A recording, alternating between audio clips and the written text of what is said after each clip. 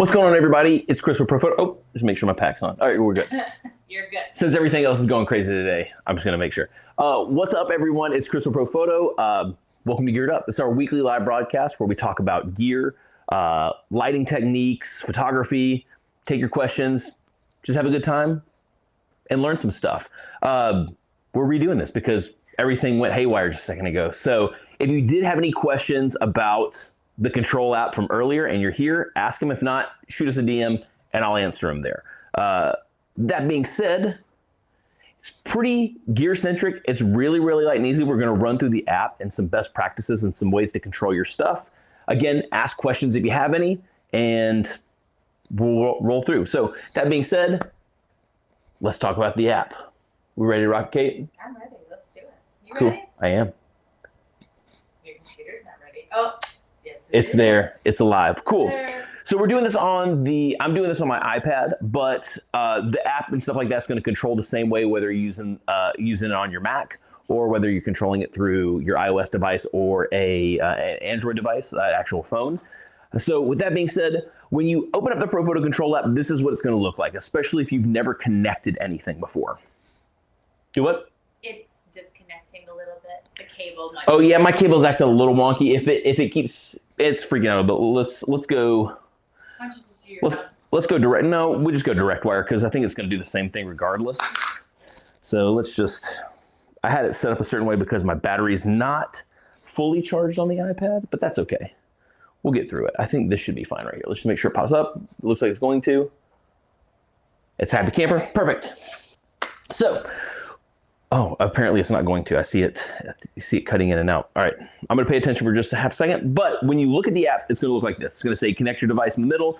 Up at the top right corner, you're going to see my profile. You're not going to see anything because apparently my cable is not very happy. There we go. The Control app does not want to be shown today. So apparently. So I hope I don't have to go to my phone because I think it works better on the iPad showing you here, but we're just going to double check one more time. We see it? All right, cool. No bueno. I don't think it's very happy, and that's okay. I'm just trying to figure out if it's maybe my connection down here. Yeah, it feels like it's freaking out. This is going great, guys. One more try, and then I'm going to switch my phone if it keeps freaking out. Phone it is. Cool. So let me pull up the phone. Also need to make sure I'm in do not disturb mode because, all right, cool. Let's get the Control app here.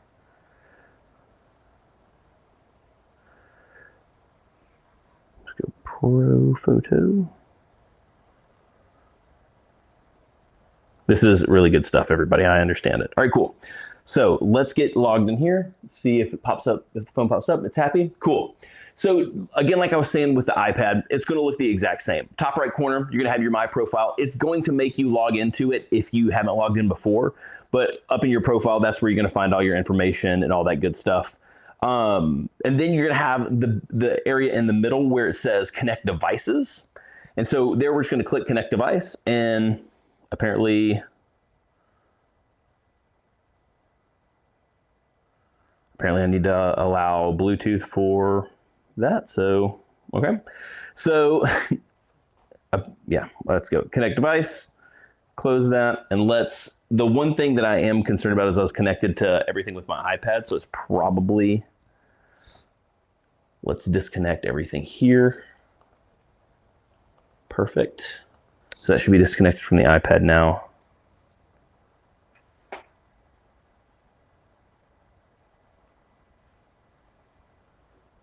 Give me 1 second. Let's see what's going on here.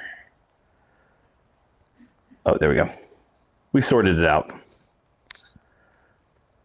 Cool. So now, once we've connected, you're going to see down here your B10 is connected, and it's going to pull up all the information from your B10 right here on the screen. So as you look around it, you're going to see at the top left corner, you're going to actually see the name of your B10. You can go in and you can change that stuff kind of right out of the box. It's going to have a specific name kind of tied to it. Again, you can change all that stuff, and I'll show you that here in just a moment. But then over to the right, you're going to see you have battery life and your gear. Inside the gears where you're going to have all the internal settings. Essentially, everything you can control inside the B10 is going to be able to be controlled from the app, and that's what that gear is for. You then have over here where it says 1B at the on the left side. That's letting you know what channel and group your B10 is currently set to. So that's something that you'll need to know for syncing with the remote, especially if you're using it to control. If you're using to control, you'll know what group you're set to and all that stuff, that cool stuff. And then again, inside the gear, you can change those things if you need to. So another one of the things that makes the app really nice. Then you have your power controls here on the right in the center. So you literally just touch it with your finger, slide left and right, and you're rocking and rolling. Seth Miranda says this app has been amazing. Oh, I forget I have a mic. Oh, yeah. This app has been amazing to work with, especially the firmware. Oh yeah, and yeah. I agree, Seth. I agree. And then here to the right, you have your continuous light control. Which light am I? Okay, I'm controlling this one. So you'll probably be able to see the background. You don't have to go wide if you don't want to, but you'll be able to see the background behind me start to change. So I can go to my secondary controls here, and I can actually increase the intensity. You'll see the background start to turn a little warm. And then I can actually play with the color temperature. So it actually starts to go you can see it. Warmer or cooler. So you have those controls there. And then also here to the left, you have a test button. So you can fire test flashes from your app. So again, all the control that you would expect from the back of your B10 or whatever other Bluetooth enabled device, that would be your A10s, your A2s, your B10s, B10Xs, as well as the Pro 11. And also things like the C1 Plus, you'll have all of those controls that you would have here, right here, which is cool. And then you'll notice down here at the bottom, whenever there's a fresh firmware update already for this thing, like Seth was saying, which I think is the best thing about the Profoto app.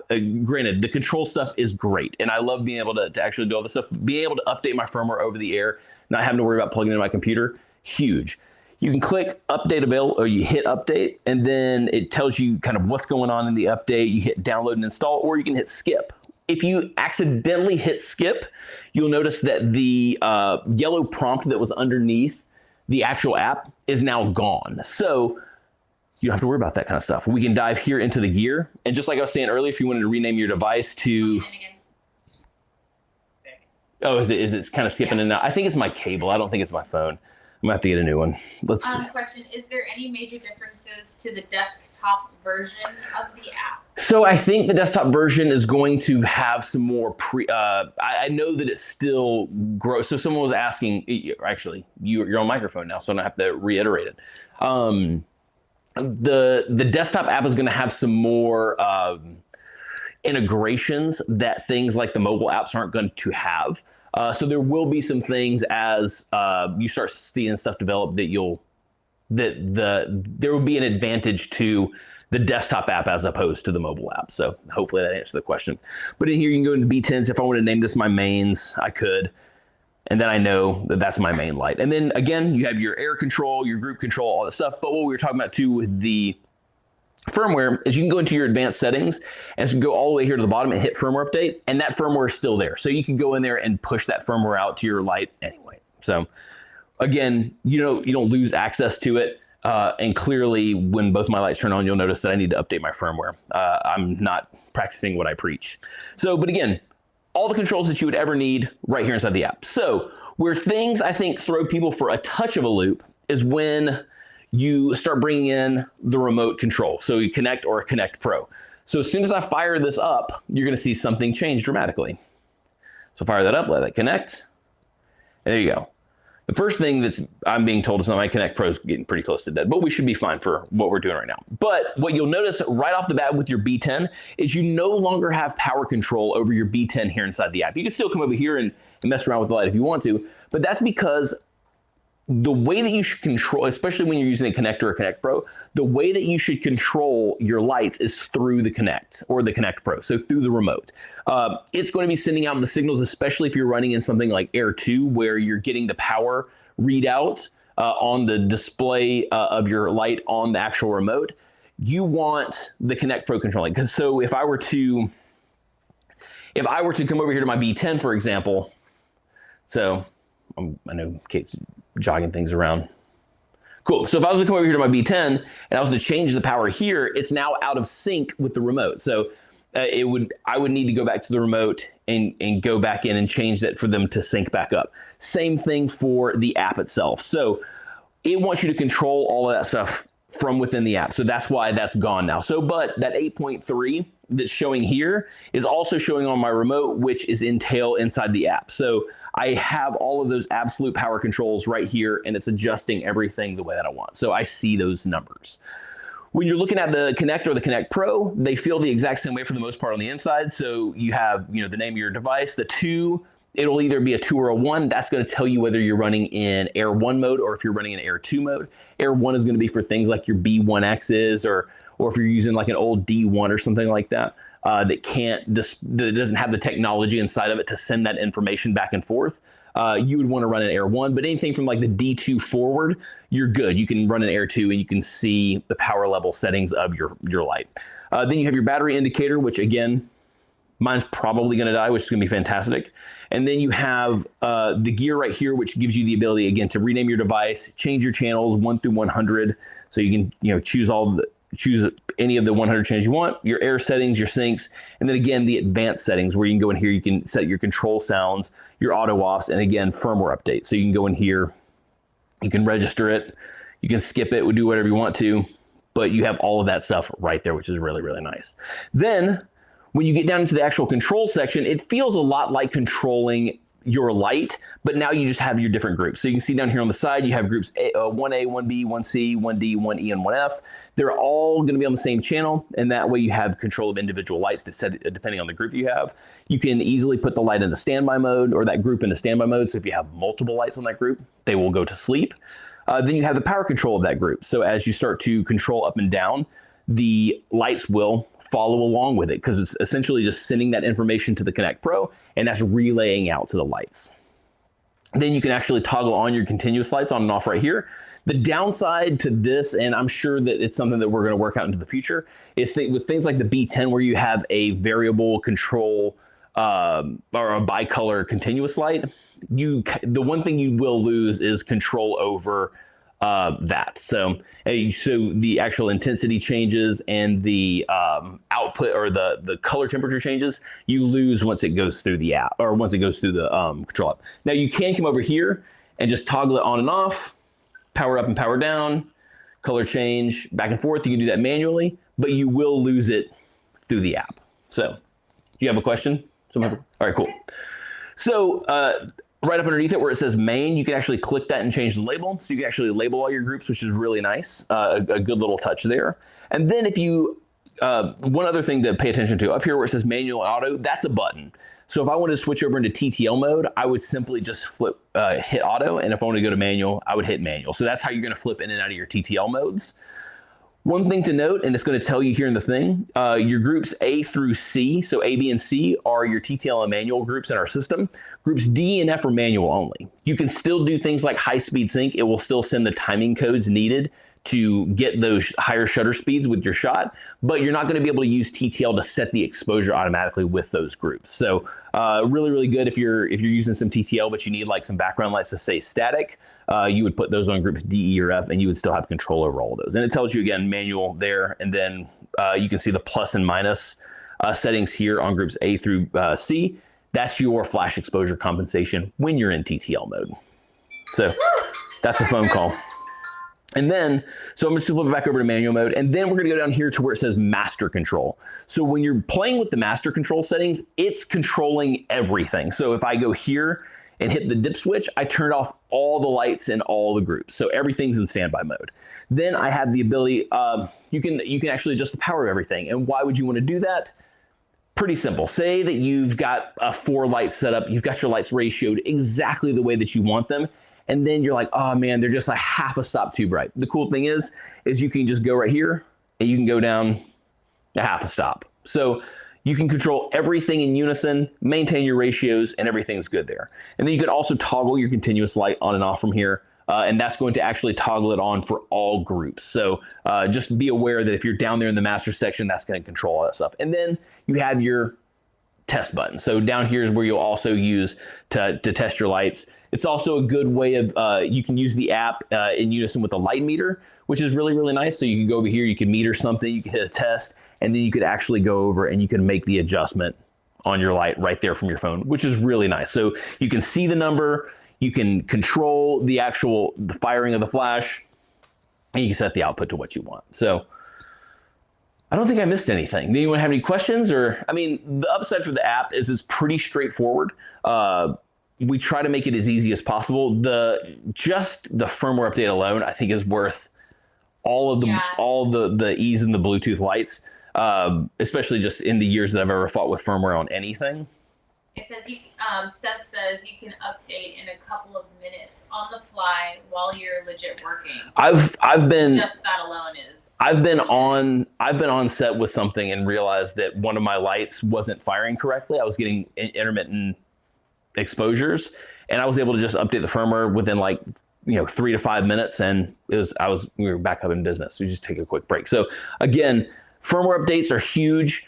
Being able to control everything from one central location. So like I have, you see here, it's kind of propped up kind of high right now just so I could do this stuff, but I usually kind of have it off to the side of my laptop.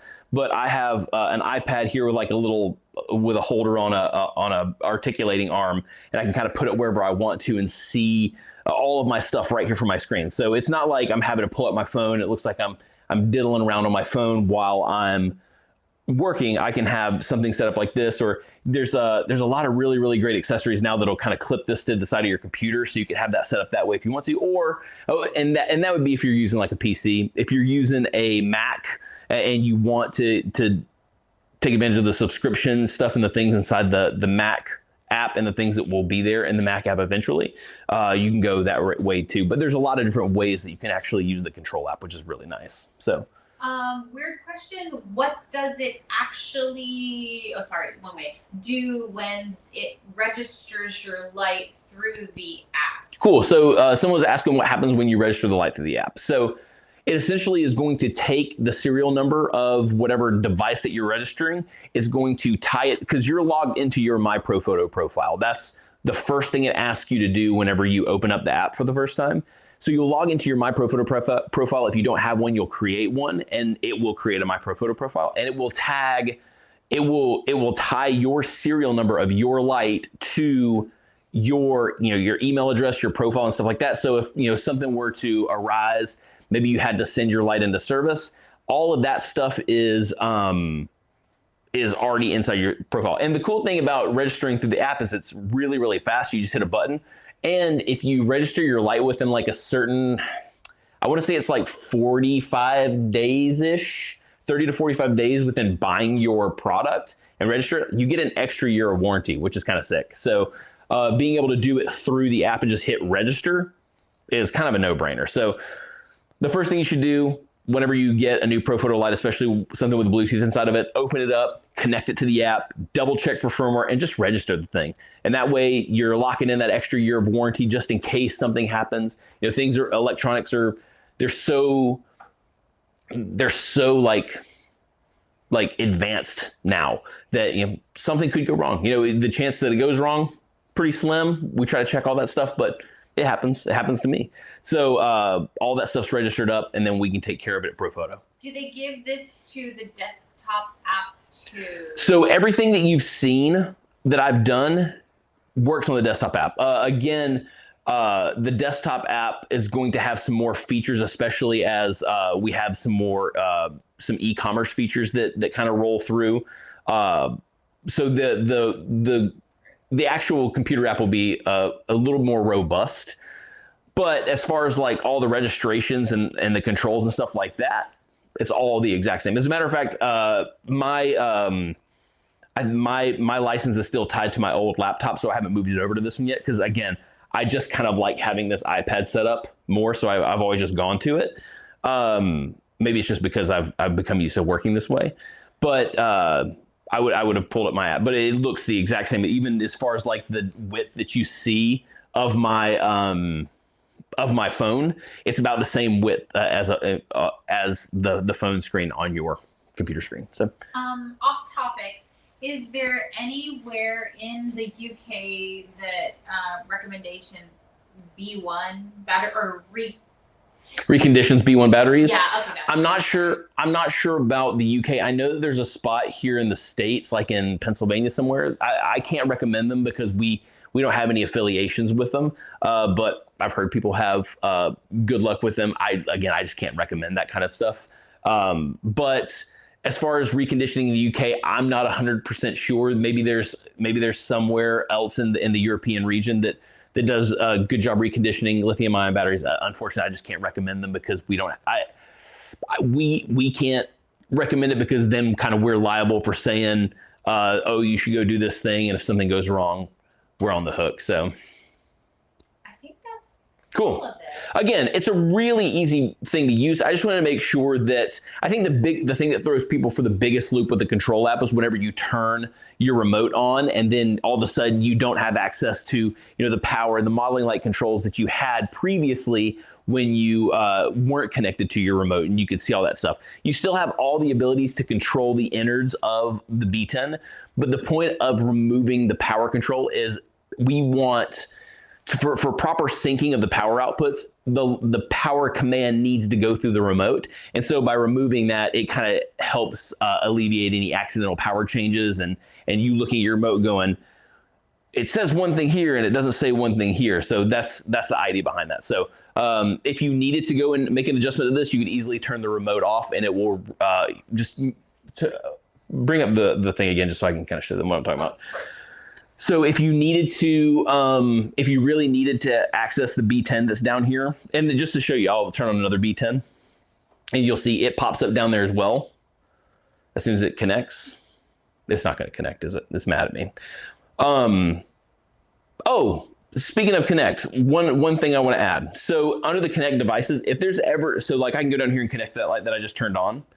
But if I want to disconnect from that light, I can simply click the connect button, that checked off connect icon, and it will disconnect the light from the app. I meant to say that earlier, totally forgot about it. But again, with both of these lights on, you see that your B10X main is down there. But if I turn off the Connect Pro